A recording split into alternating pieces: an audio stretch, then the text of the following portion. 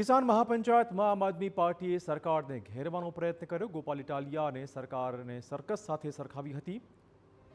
ખેડૂતો માટે સરકાર દ્વારા 10,000 કરોડનું સહાય પેકેજ તો જાહેર કરાયું છે, પરંતુ આમ આદમી પાર્ટી ખેડૂતના દેવા માફીની માંગ પર અડગ છે। ત્યારે આ મુદ્દે દેવોમી દ્વારકાના ભાંડબડમાં આમ આદમી પાર્ટી દ્વારા કિસાન મહાપંચાયતનું આયોજન કરવામાં આવ્યું, જેમાં આપના પ્રદેશ અધ્યક્ષ ઈસુદાન ગઢવીએ પ્રધાનમંત્રી પાક વીમા યોજના મુદ્દે સરકારને ઘેરી હતી, તો વિસાવદરના ધારાસભ્ય ગોપાલ ઇટાલિયાએ સરકારને સર્કસ સાથે સરખાવી દીધી।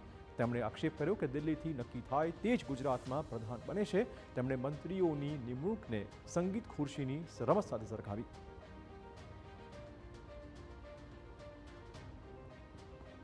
મગફળી ઊભી હોય નહીં, એને મગફળી ઉપાડી લીધી હોય, પાથરામાં પડી ગઈ હોય, થ્રેસરમાં કાઢવાની બાકી હોય અને વરસાદ થાય તોય પાક વીમો મળે, આવું કીધું તું કે નહોતું કીધું?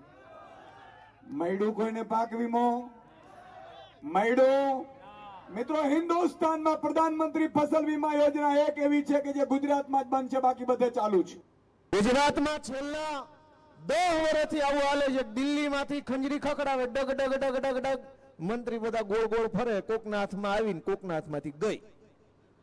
1.5-2 વર્ષ સુધી આવું હાલે, ત્યાં વળી દિલ્હીથી ડગ ડગ ડગ ડગ ડગ ડગ ડગ વગાડે ખંજરી, અહીં મંત્રી ગોળ ગોળ ફરે, કોકના હાથમાં ખુરશી આવીને કોકની ગઈ। થાય છે કે નથી થતું આવું? તો દોસ્તો, સરકારમાં આવું હોય કે સર્કસમાં આવું હોય?